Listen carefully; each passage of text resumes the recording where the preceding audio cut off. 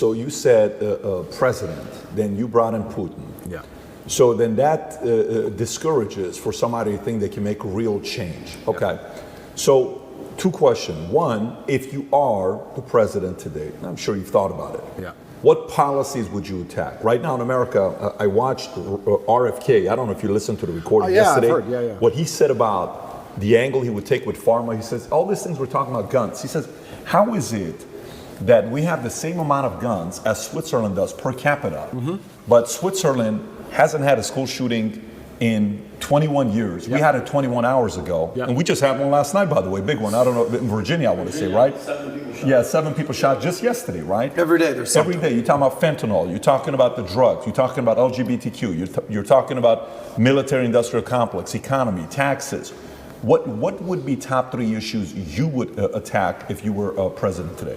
And that's so interesting, because before I answer that question, that ties back into what we were saying earlier about men's mental health.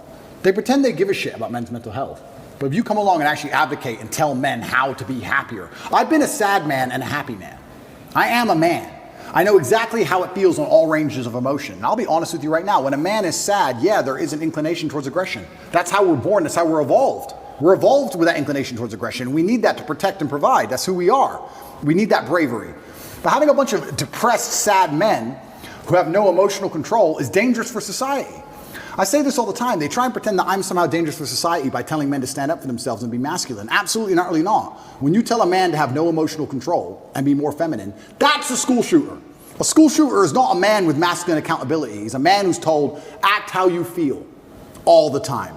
Then he gets picked on for long enough. Throw on some drugs on top his psychiatrist gave him, throw in a lack of a girlfriend, and he's had enough. That's where school shooting comes from. School shooting does not come from men being masculine. It comes from the absolute opposite of these things, and they know this. They know this very, very well.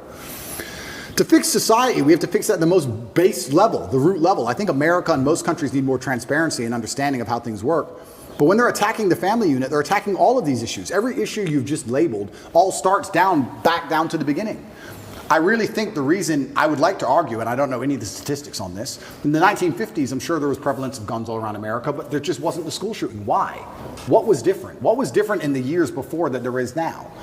I think it's just because children obeyed their parents, and their parents were a family, and there was a degree of responsibility that was instilled inside of people, and there's a degree of accountability, and there was a degree of honor and pride. Great question. There's a degree of honor and pride. Yeah. I'll tell you something now.